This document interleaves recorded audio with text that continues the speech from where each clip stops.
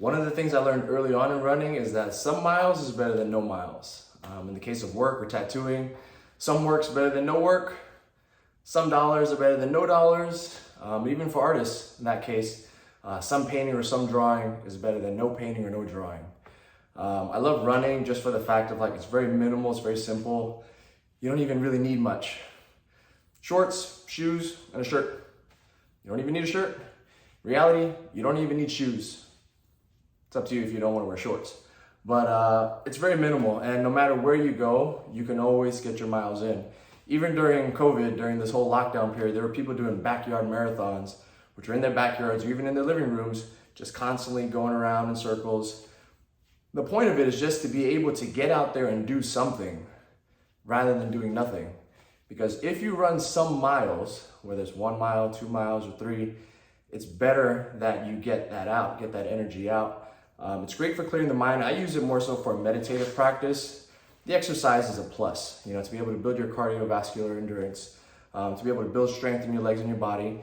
But if you're ever feeling, I've said it before, sad, if you're feeling tired, feeling depressed, if you're feeling angry, if you're feeling happy, these are all great feelings to go out and run, and you start to settle all the thoughts in your mind, and you just get into this nice rhythm, this flow state. And all you start to hear is the sound of your feet pitter-pattering. At some point, you don't even hear it anymore. Just becomes this really rhythmic state.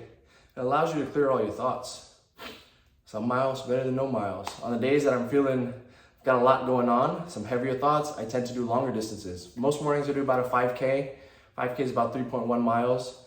If I'm really feeling like I need a long run, 13 miles is good. 13 miles is about a half marathon or so.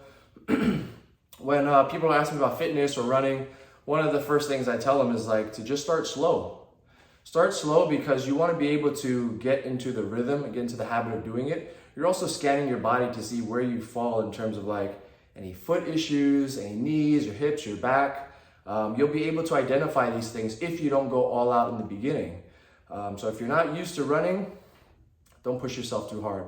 What I like to tell people who've been running for a while is look into zone 2 training. Zone 2 training is for your heart rate, your aerobic health. Essentially, the simple way to calculate it is 180 minus your age. So I'm 34, 180 minus 34, that's 146.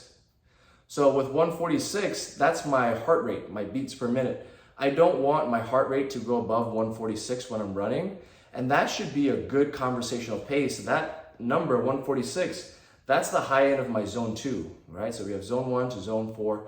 Zone 4, you're really out of breath, you're panting, you're trying, you're sprinting as hard as possible. When you're going for longer runs, when you're going for endurance, keep your heart rate somewhere around zone 2. It's more enjoyable, it's more good for conversation, it's also great for recovery. So when I have friends that are visiting in town, like my friend Ashley or Rob, who just moved out here, a lot of people who I run with, we go nice and slow. And sometimes we'll pick up the pace because you want to kind of change it up. You want to mix it up and make it a little bit interesting. But if you really want to find a good rhythm of running, first of all, get some miles in rather than no miles. If you want to be able to last longer, run in zone 2. But same theories can apply into work and tattooing, painting or drawing. Get some hours in of tattooing, make some dollars, do some painting or some drawing. It's better than nothing. These are daily deposits. As you do these daily deposits of miles, of tattoo work, of drawing, or daily deposits of cash into your bank account, as you do these daily deposits every day, it starts to get bigger, you get better results. You need to have that discipline, that maintenance. Otherwise, a lot of that work goes for nothing. Your endurance, your health goes down if you stop running.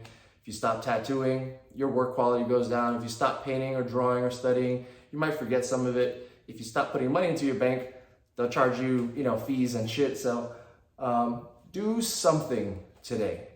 Whatever it is that you think you've been trying to do, whether it's writing, running,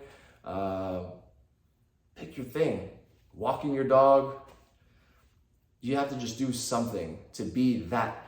If you want to be a dad, go hang out with your kid. Having a kid is not enough. Go be a dad. If you want to be a good husband, a good partner, go hang out have date nights, date days. Those are one of those things that we do once a week. Me and my wife, Erica, we find a day in the week and we go have lunch. No cell phone. We don't look at it. We don't check any of our messages. It's like dating for the first time. We're asking each other, how's our day going? How are you feeling? What book are you reading? Whatever that thing is, find that time to do these daily deposits. Get some miles in rather than no miles. Make some dollars rather than no dollars.